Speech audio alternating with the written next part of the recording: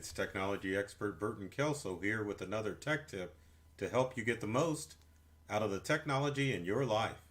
Today we're talking about the serious subject of cyber stalkers.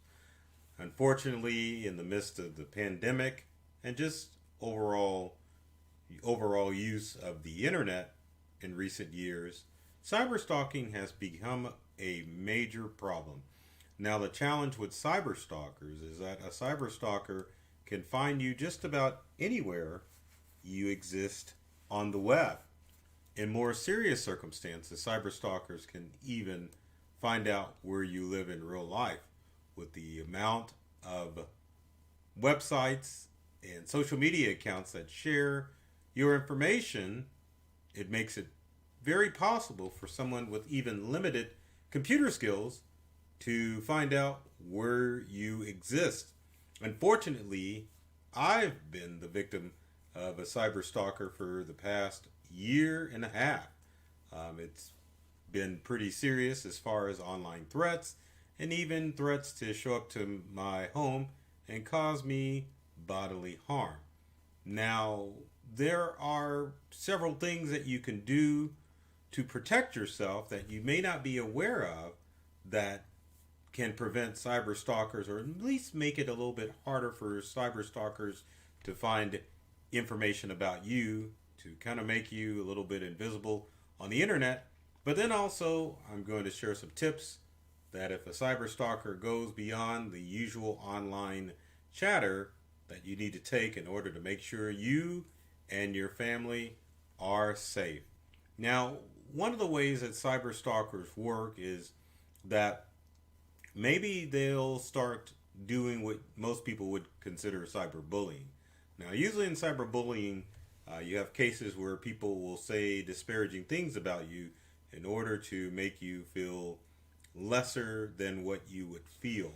But cyber stalkers are more intent of trying to cause you harm online and in the real world, and they're just constant. Usually cyber bullies will post information about you on social media sites or blogs just to kind of get a rise out of you, and again, to make you feel a little bit less than what you are. But stalkers will just continually show up in emails and in social media feeds, and it feels like no matter where you go, there they are lurking around the corner to find out what you and maybe your family are doing, to just kind of keep tabs on you and to just continue to harass you to the point where you may become a little bit paranoid or uneasy about your life online and offline. Now, for starters, there's probably several things that you need to put in place to kind of help prevent cyber stalking online. And then we'll talk about what you need to do to protect yourself in the real world. So the first thing you need to do is just take an overall inventory of where you are on the internet and what information you're sharing. When you're sharing on social media or you're sharing stuff that may be a little bit too personal, and that can tie things together as far as where you are. Normally, if you're taking photos of yourself or even family members, you want to make sure that you are obscuring things that can't tie you to a geographic location where a cyber stalker can find you. Also, you want to make sure that you want to try to keep a anonymous identity. And I know this in this world of social media, it's kind of a hard thing to do, to be anonymous and all the noise that's out there. I think most people think that since there are tons of people on social media, that they may blend into the darkness and just be another face that shows up in a social media feed. But unfortunately, because of comments that may have been online or that you may have made online, you may attract the attention of a cyber stalker. Could be people that you've blown off on dates. I mean, the sky's the limit as to why someone would start stalking you. But you have to remember that you are somewhat anonymous, but at the same time, if you catch someone's attention, it can be very difficult to blend in like you thought you were in order to keep yourself safe out of the sights of a cyber stalker. one of the things that you can do as far as keeping yourself anonymous is on social media, start hiding your friends list. And this is a good thing to do both to protect yourself against cyber criminals and from cyber stalkers. Now, cyber criminals will look for your friends list if you share it on social media in order to create a fake account, in order to send friend requests to your friends, in order to send them spammy or scam information. Now, in the instance of a cyber stalker could pose as one of your friends to get more information about you. So make sure whatever social media account that you're using, you hide your friends list so that way cyber stalkers can't buddy up or chum up to people that you know on social media and get have them give out important information about you. Next thing you want to do when you're online is to make sure that you are mum about what stuff you're sharing online. Vacations are cool when you're back from vacation. Family stuff, I know that sounds weird, but important personal information you definitely want to keep offline so that you can share information, but at the same time, it's not sharing information that's going to give someone a little bit more details about your personal life and how to get a hold of you in the real world and even online.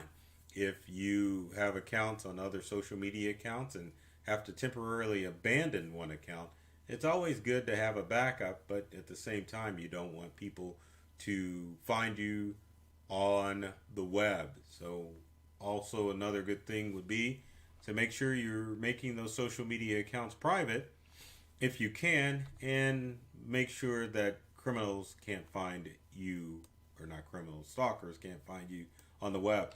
Next thing is to make sure you are private or keep your cell phone private and not sharing it with everybody. I know it's kind of hard not to share your cell phone number because how are people going to get in contact with you? But if you've got a stalker on your hands, or to prevent a stalker from finding you, you probably should only sell or share that cell phone number or smartphone number with close family and friends. If you need to share a mobile number with everyone on the web or with strangers, make sure that you create a free voice over IP phone either through WhatsApp or through Google Voice. So that way, if you have to abandon a number or you don't want a number being tied to you, you can utilize a free voice over IP phone service. So that way, if a stalker gets a hold of your cell phone number, then you won't have to abandon that number. You can always keep that number, but if you have a temporary voice over IP number through one of the free services I mentioned, such as Google Voice and WhatsApp, you can definitely change that number at will, and that way throw the scent off of yourself if a stalker is trying to find you. Another thing you want to be careful of is those online forms when you fill out information about yourself. Obviously, you don't want to fill out information such as your first name and last name on some of those forms. I know social media accounts will ask for that information, but leave it blank. Leave it blank because you definitely don't want people to find that information. And one other thing I might add too is get into the practice of becoming a cyber liar when you're online. Doesn't mean that you're a bad person and misleading when you're lying online, but when you become a cyber liar, it essentially means that you aren't sharing your personal information in the online world. When I'm talking about being a cyber liar, that means that your birth date you want to lie about. If you aren't in the public eye like I am, you definitely can create a alias to use online so that people don't know what your real name is. Or if you interact with strangers, you definitely want to create an alias that's separate from your real life persona. Same thing when it comes to other personal details about your life, as far as schools you've attended, places you've lived. Always become a cyber liar when that concerns. That way you can keep a nice safe barrier of yourself with your online persona versus your real life persona. Now, unfortunately, what if things get out of hand and the cyber stalker will not go away? You're just hanging around and just causing havoc and causing you stress because they keep pestering you and threatening you. What can you do? Well, the first thing you want to do if you think that you are in any danger, you want to get in contact with law enforcement. Call 911 to make sure that the local authorities know that you are in danger. Now, sometimes with cyber stalkers, you can't do much unless there's multiple instances. That's why it's important that you make sure that you always get evidence of the online stalking behavior, whether it's emails or text messages or posts on social media. Make sure to screenshot that information. Same thing if you are getting threatening voice calls. Make sure you save those phone messages, and if you have a text dialogue from your phone or your voicemail service that will leave a text, make screenshot of that information too, because normally when you have to get in contact with law enforcement, they want to make sure that it's not a one-off instance and that it's something that's pretty serious. One of the other things that you have to worry about before we go on with the whole cyber stalker thing is some of the bad things that cyber stalkers will do is something called doxing.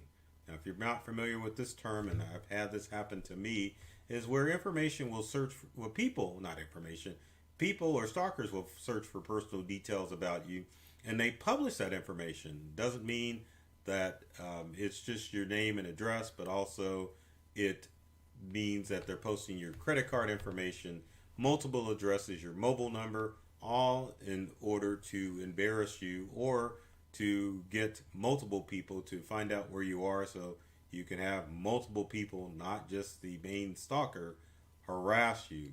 And if you didn't know what doxing means, let me show that again so that you can understand. Because doxing stands for document tracing. So there you go. That's the act of someone looking up personal information of you. Now, the act of looking up of that personal information is not illegal, but when a cyber stalker starts to post your personal information online, that is illegal. And obviously, those criminals shouldn't be doing that.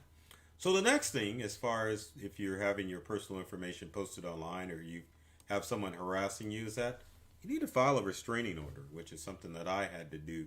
Now, a restraining order obviously does take a lot of time, but it does set the things in motion that if a criminal online, I guess you can call them criminals, but a stalker online has threatened you with bodily harm, you can file a restraining order to see that you can get a court date to get the restraining order enforced.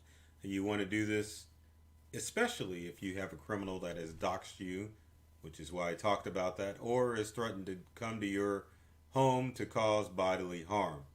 You definitely want to put that in place. You want it legal. So collect all that evidence and make sure that you file a restraining order. Don't ever think that it will end, because sometimes stalking only ends when you get law enforcement involved.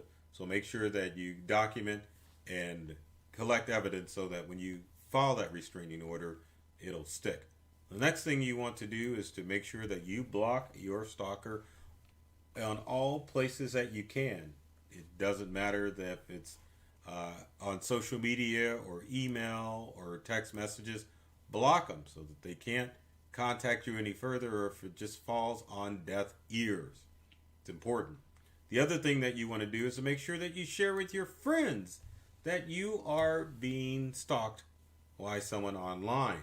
This way, when you notify your friends, you can be assured that hopefully they won't share any personal information about you to a stranger who may pretend to be an old classmate, an old co-worker, trying to find out personal information about you. Tell all your friends. It's not a bad idea to make a post on social media about this, because once you block that stalker, you can share with your friends that you're being stalked, and make sure that you have a community of people that are working around to try to protect your personal information. And again, they don't have strangers reaching out trying to get your personal data. Next thing, which is kind of a difficult thing to do, is to make sure that you turn off geotagging of your photos. Now, if you might want to do this anyway, but if geotagging is the act that smartphones have of marking your geographical location. So if you've ever noticed on your smart devices where you take a photo, it'll kind of know exactly where you are, especially when you're on social media, that if it looks at a picture, it'll know exactly where that picture was taken. Doesn't matter if it's a state or an actual location. A geotag will notify both social media and anyone looking at your photo where that photo was taken. So both iPhone and Android devices had the ability to turn off geotagging, and I believe I did a video about this about a year or so ago. So look up past videos that I've posted to find out how to turn off geotagging, because it's important. If a stalker gets a hold of a photo, they can kind of get an idea of maybe where you live, where you've been, and what your habits are when it comes to traveling in the real world. Now, if it becomes really bad, you probably are going to have to make some changes. And changes means change that email, change that home number, that cell phone number, even your social media accounts. Stalking situations can become pretty bad. And like the old TV show Without a Trace, that is definitely where you want to put yourself in a position, is to disappear without a trace, to make sure that a stalker cannot find you online. And if it gets bad enough, sometimes you may have to move, but you want to nip it in the bud online so that criminals can't find you and where you live in the real world. Another thing that you're probably not thinking about is those passwords that you're using. Make sure that you're taking steps to change your passwords if you become a victim of a stalker, because stalkers take up time looking to find every little bit of information about you. And unfortunately, most of you are sharing your secrets and your passwords at the same time. You've gotten lazy. Maybe your password is grandma's birthday or death day. Same thing with pets or kids. Make sure that you are using strong passwords or even passphrases that are creating passwords that aren't necessarily tied to you. A quick tip that I will share real quick is there's a website called Use a Passphrase, and I'm going to type that out real quick so that you can see what the heck I am talking about. Let me get to Use a Passphrase. I will change to the website so you can see how it works. Use a passphrase allows you to create a passphrase as opposed to a password, and as you can see how many centuries it's going to take to crack the mowing proofs quack evacuee.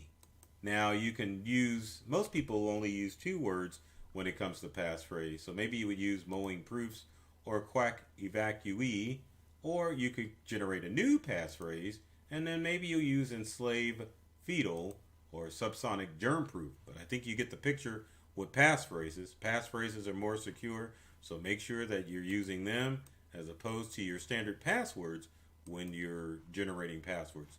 And then finally, the last thing that you can do is just become invisible as far as your whole online identity.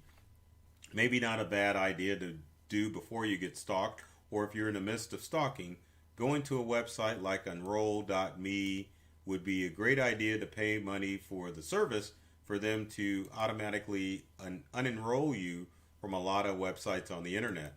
Now, sometimes with the internet and with Google, you can definitely write to Google and have them make requests to websites that have your personal information, or you can reach out